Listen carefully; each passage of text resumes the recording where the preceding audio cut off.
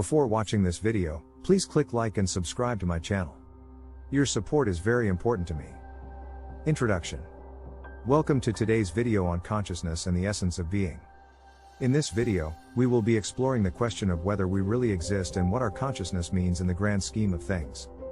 We will be discussing the various theories about consciousness and the nature of reality, and we will be examining some of the implications of these theories for our understanding of ourselves and the world around us. Let's get started.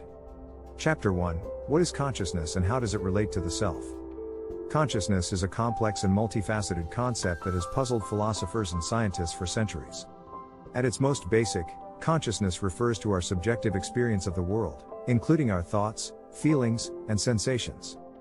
But what is it about consciousness that makes it so difficult to understand and explain? One of the main challenges in understanding consciousness is the relationship between the self and consciousness. While it seems intuitive that the self is closely tied to our consciousness, it is not clear exactly how the two are connected. Some theories suggest that the self is an illusion, while others argue that it is an essential part of our experience of the world. The concept of the self is closely tied to our sense of identity and our sense of agency, or the ability to make choices and take action in the world. But what is it about the self that gives rise to our sense of identity and agency? Is the self a separate entity from consciousness, or is it simply an illusion created by our minds? These are some of the questions that philosophers and scientists have grappled with in trying to understand the nature of consciousness and the self. Chapter 2: The hard problem of consciousness.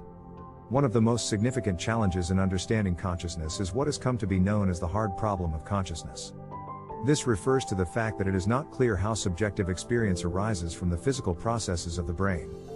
In other words, how do the complex neural processes in the brain give rise to our subjective experience of the world? The hard problem of consciousness remains one of the most puzzling mysteries in science and philosophy, and it has stymied attempts to fully understand consciousness and the self. Some theories, such as panpsychism, suggest that consciousness is a fundamental aspect of the universe and that it is present in all matter, while others propose that consciousness emerges from the complex interactions of neurons in the brain. The idea of panpsychism suggests that consciousness is not something that emerges from complex neural processes, but rather it is a fundamental aspect of the universe that is present in all matter. This theory suggests that consciousness is not something that is unique to humans or even to animals, but rather it is present in all matter, including inanimate objects. However, the idea of panpsychism is not without its critics, and it remains a controversial and highly speculative theory.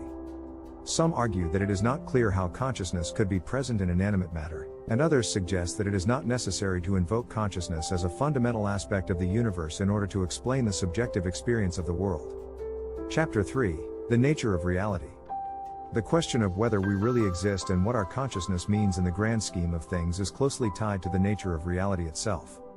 Some philosophers and scientists argue that reality is objective and independent of our subjective experience, while others suggest that reality is subjective and constructed by our minds.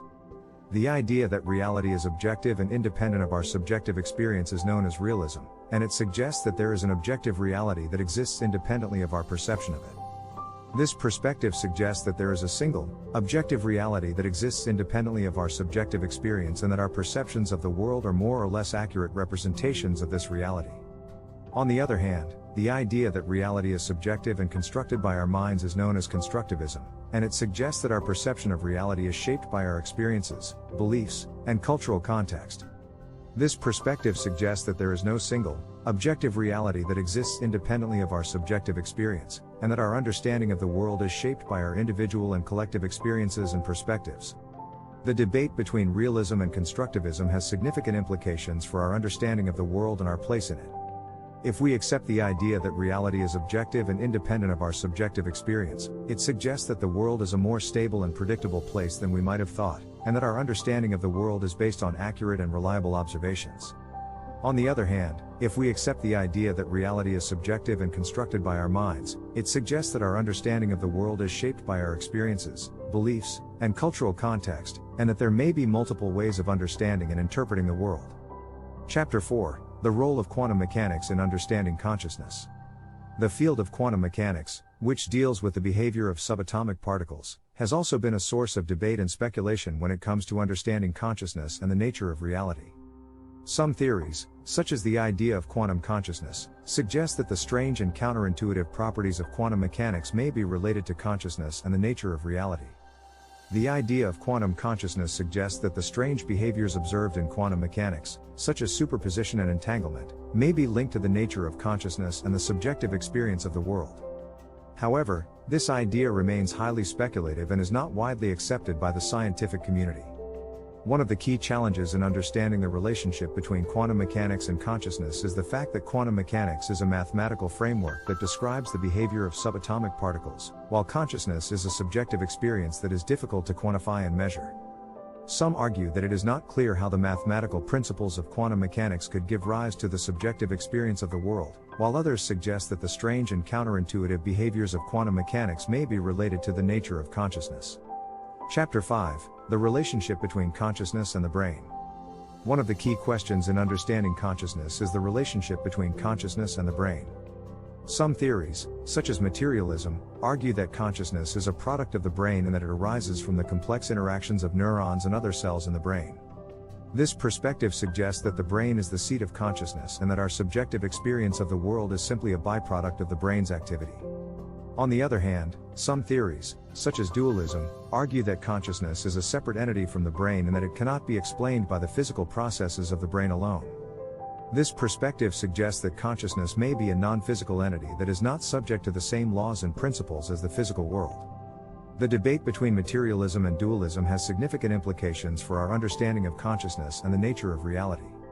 If we accept the idea that consciousness is a product of the brain, it suggests that our subjective experience of the world can be explained by the physical processes of the brain, and that there is no need to invoke non-physical entities or phenomena in order to understand consciousness. On the other hand, if we accept the idea that consciousness is a separate entity from the brain, it suggests that there may be more to consciousness. Chapter 6: Implications of these theories for our understanding of ourselves and the world. The various theories about consciousness and the nature of reality have significant implications for our understanding of ourselves and the world around us. If we accept the idea that consciousness is a fundamental aspect of the universe and that it is present in all matter, it suggests that the world is a much more interconnected and holistic place than we might have thought. This perspective suggests that all matter, from inanimate objects to living beings, is conscious and interconnected, and that our subjective experience of the world is part of a larger, interconnected whole. On the other hand, if we accept the idea that reality is subjective and constructed by our minds, it suggests that our perception of the world is shaped by our experiences, beliefs, and cultural context, and that our understanding of the world may be limited by these factors. This perspective suggests that our understanding of the world is subjective and relative, and that there may be multiple ways of understanding and interpreting the world. The implications of these theories also extend to our understanding of ourselves and our place in the world. If we accept the idea that consciousness is a fundamental aspect of the universe, it suggests that our subjective experience of the world is not an isolated or individual experience, but rather it is part of a larger, interconnected whole. On the other hand, if we accept the idea that reality is subjective and constructed by our minds, it suggests that our understanding of ourselves and our place in the world is shaped by our experiences, beliefs, and cultural context, and that there may be multiple ways of understanding and interpreting our place in the world. Conclusion. In this video, we have explored the complex and multifaceted concept of consciousness and the various theories about its nature and relation to the self and the world. While there is still much we don't understand about consciousness and the nature of reality, examining these theories helps us to better understand ourselves and the world around us and to consider the ways in which our perception of the world may be shaped by our experiences and beliefs. Thank you for watching.